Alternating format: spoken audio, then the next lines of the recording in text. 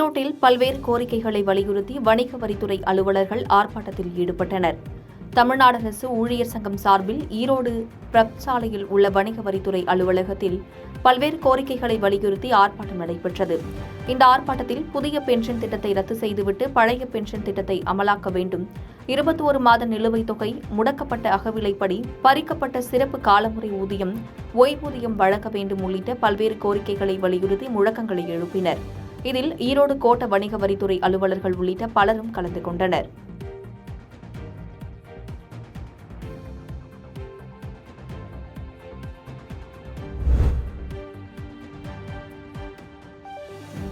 தாரமங்கலத்தில் காவலர்களுக்கு கட்டப்பட்ட வீடுகளுக்கு பணத்தை பெற்றுக்கொண்டு நகராட்சி நிர்வாகம் அடிப்படை வசதிகள் செய்து கொடுக்கவில்லை என்று புகார் அளிக்கப்பட்டதைத் தொடர்ந்து நகராட்சி தலைவர் மற்றும் அதிகாரிகள் ஆய்வு செய்தனர். சேலம் மாவட்டம் ஓமலூர் அருகேயுள்ள தாரமங்கலம் பெரியாம்பட்டி கிராமத்தில் காவலர்களுக்கு சொந்தமான வீடு வழங்கும் திட்டமான உங்கள் சொந்த இல்லம் திட்டத்தின் கீழ் வீடுகள் கட்டப்பட்டுள்ளது. இந்த வீடுகளை கடந்த 2022ஆம் ஆண்டு முதல்வர் ஸ்டாலின் திறந்து வைத்தார். தற்போது அந்த குடியிருப்பில் காவலர்கள் குடும்பத்தினர் வசித்து வருகின்றனர். இந்த குடியிருப்புகளுக்கு அடிப்படை வசதிகள் செய்து தர 8,43,000 ரூபாயை நகராட்சி நிர்வாகம் செலுத்துமாறு கூறியுள்ளது. இதனால் கடந்த 2022ஆம் ஆண்டு நவம்பர் மாதம் செலுத்தியுள்ளனர். இதனை பெற்றுக்கொண்ட தாரமங்கலம் நகராட்சி நிர்வாகம் 2 ஆண்டு ஆகியும் எந்தவித அடிப்படை வசதிகளும் செய்து கொடுக்கவில்லை என காவலர்கள் புகார் தெரிவித்துள்ளனர். இதனை அறிந்த தாரமங்கலம் நகராட்சி தலைவர் காவலர் குடியிருப்பு பகுதிகளுக்கு நேரடியாக சென்று ஆய்வு செய்தார். பின்னர் குறைகளை கேட்டறிந்து விரைவாக அனைத்து பணிகளையும் செய்து கொடுப்பதாக உறுதியளித்தார்.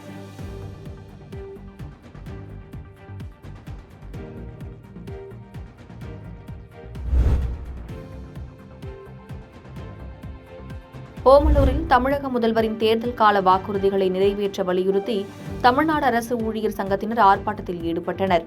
சேலம் மாவட்டம் ஓமலூர் காடையம்பட்டி அருகே தாலுகா அலுவலர்கள் முன்பாக தமிழ்நாடு அரசு ஊழியர் சங்கத்தினர் ஆர்ப்பாட்டத்தில் ஈடுபட்டனர். இதில் நடந்து முடிந்த சட்டமன்ற தேர்தலின் போது தமிழக முதலமைச்சர் மு.க.ஸ்டாலின் கொடுத்த வாக்குறுதிகளை உடனடியாக நிறைவேற்ற வேண்டும் எனவும், புதிய பென்ஷன் திட்டத்தை ரத்து செய்து பழைய ஓய்வூதிய திட்டத்தை நடைமுறைப்படுத்த வேண்டும் எனவும், சத்துணவு திட்டத்தில் பணியாற்றி இறந்தோரின் ஆண் வாரிசுகளுக்கு கருணை அடிப்படையில் வேலை வழங்க வேண்டும், முதலமைச்சர் காலை உணவு திட்டம் அனைத்து பள்ளிகளிலும் விரிவுபடுத்த வேண்டும் உள்ளிட்ட பல்வேறு கோரிக்கைகளை வலியுறுத்தி அரசு ஊழியர் சங்கத்தினர் ஆர்ப்பாட்டத்தில் ஈடுபட்டனர்.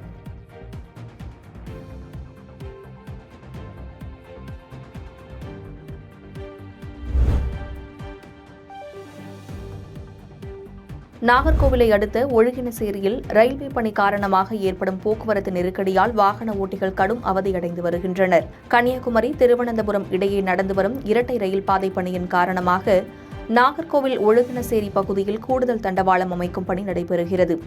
இதற்காக பழைய பாலத்தை இடித்துவிட்டு புதிய பாலம் அமைக்கப்பட உள்ளது. புதிய பாலம் அமைக்கும் பணி பாதையில் நிற்கும் நிலையில் கூடுதல் தண்டவாளம் அமைப்பதுடன் பழைய பாலத்தை இடிக்கவும் ரயில்வே நிர்வாகம் முடிவு செய்து பணிகளை தொடங்கியுள்ளது. இதன் காரணமாக தற்போது ஒழுகினசேரியில் போக்குவரத்து நெரிசல் ஏற்பட்டுள்ளது. காலை மற்றும் மாலை நேரங்களில் பள்ளி, கல்லூரி மற்றும் அரசு, தனியார் நிறுவனங்களில் வேலை செய்பவர்கள் அதிக அளவில் செல்வதால் கடும் போக்குவரத்து நெரிசல் ஏற்பட்டுள்ளது. இதனால் ரயில்வே மேம்பால பணிகளை விரைந்து முடிக்க போக்குவரத்து நெருக்கடியை சீரமைக்க வேண்டும் என அப்பகுதி மக்கள் கோரிக்கை வைத்துள்ளனர்.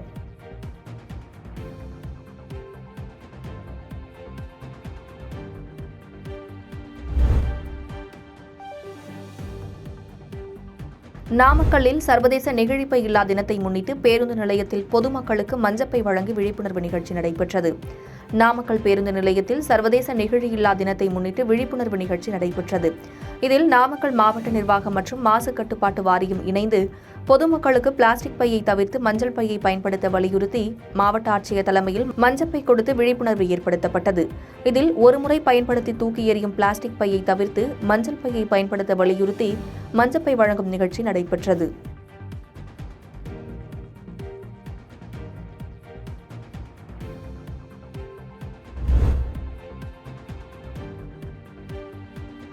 தென்காசியில் ஒழுங்குமுறை விற்பனை கூடத்தில் அமைக்கப்பட்ட கடை ஏலம் எடுப்பது தொடர்பாக வியாபாரிகளுக்கும் அதிகாரிகளுக்கும் இடையே வாக்குவாதம் ஏற்பட்டதால் பரபரப்பு ஏற்பட்டது.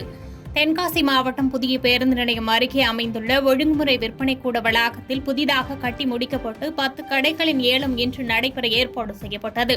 கடைகளை ஏலம் எடுப்பதற்காக 100க்கும் மேற்பட்ட வியாபாரிகள் வருகை தந்திருந்த நிலையில் ஏலம் குறித்த தகவல்கள் முன்னதாகவே முறையாக தெரிவிக்கப்படவில்லை எனவும் ஏலத்திற்கான விண்ணப்பங்கள் நிர்ணயிக்கப்பட்ட நேரத்தை தாண்டி பெறப்பட்டதாகவும் கூறி வியாபாரிகள் அதிகாரிகளிடம் வாக்குவாதத்தில் ஈடுபட்டனர். இந்த சம்பவம் சிறிது நேரம் பரபரப்பை ஏற்படுத்திய நிலையில் காவல்துறையினரின் பலத்த பாதுகாப்புடன் ஏலம் தொடங்கி நடைபெற்றது.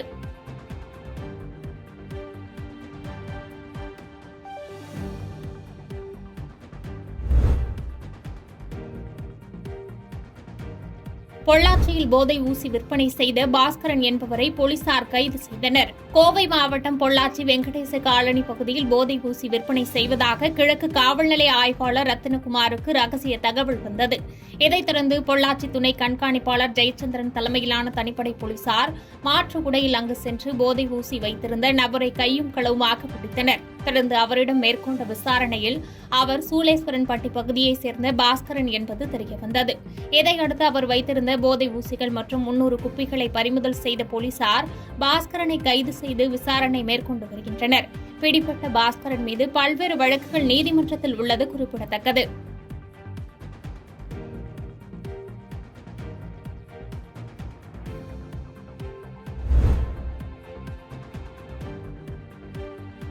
நாமக்கல் கொண்டிசெட்டிப்பட்டியில் உள்ள நகராட்சி நடுநிலைப்பள்ளியில் அரசு நடுநிலைப்பள்ளி தலைமை ஆசிரியர்களுக்கு ஒன்றியத்திற்குள் இடமாறுதல் அளிப்பதற்கான கலந்தாய்வு ஆன்லைன் மூலம் மாவட்ட தொடக்க கல்வி அலுவலர் பாலசுப்ரமணியம், நேர்முக உதவியாளர் செங்கோட்டுவேலு தலைமையில் நடைபெற்றது.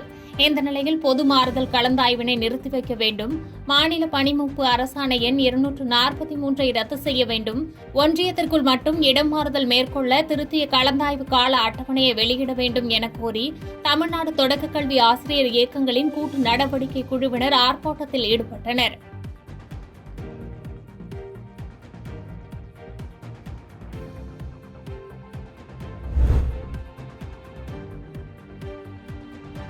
கரூரில் பல்வேறு கோரிக்கைகளை வலியுறுத்தி தமிழ்நாடு தொடக்க கல்வி ஆசிரியர் இயக்கங்களின் கூட்டு நடவடிக்கை குழு சார்பில் மறியலில் ஈடுபட்ட தொடக்க கல்வி ஆசிரியர்கள் 350க்கும் மேற்பட்டோர் கைது செய்யப்பட்டனர். தமிழ்நாடு தொடக்க கல்வி ஆசிரியர் இயக்கங்களின் கூட்டு நடவடிக்கை குழு சார்பில் தான்தோன்றிமலை பகுதியில் உள்ள அரசு மேல்நிலைப் பள்ளியில் வளாகம் முன்பு இன்று ஒருநாள் தற்செயல் விடுப்பு எடுத்து கண்டன ஆர்ப்பாட்டம் மற்றும் மறியல் போராட்டம் நடைபெற்றது. இந்த போராட்டத்தில் அரசாணை எண் 243 ரத்து செய்ய வேண்டும், பதவி உயர்வு தொடர்பான உச்சநீதிமன்ற வழக்கு முடியும் வரை மாறுதல் கலந்தாய்வு நடவடிக்கைகளை நிறுத்தி வைக்க வேண்டும் உள்ளிட்ட கோரிக்கைகளை வலியுறுத்தினர். மறியல் போராட்டத்தில் ஈடுபட்ட 350க்கும் மேற்பட்ட தொடக்க கல்வி ஆசிரியர்கள் போலீசாரால் கைது செய்யப்பட்டது பரபரப்பை ஏற்படுத்தியது.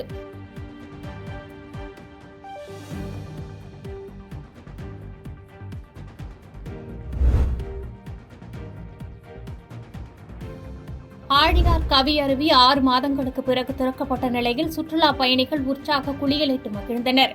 கோவை மாவட்டத்தில் ஆழியார் கவியருவி உள்ளது. கடந்த ஜனவரி மாதம் முதல் அருவி நீரின்றி வறண்டு காணப்பட்டதால் சுற்றுலா பயணிகளுக்கு அனுமதி மறுக்கப்பட்டு வந்தது.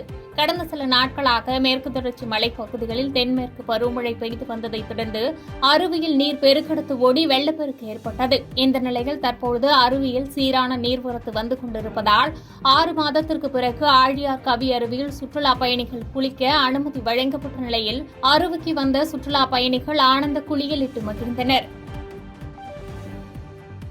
பாதகம் செய்பவரை கண்டால் நாம் பயங்கொள்ளலாகாது பாப்பா, மோதி மிதித்து விடு பாப்பா, அவர் முகத்தில் உமிழ்ந்து விடு பாப்பா. அண்மை செய்திகளை உடனுக்குடன் தெரிந்து கொள்ள இணைந்திருங்கள் இயம்நாடு தொலைக்காட்சியுடன்.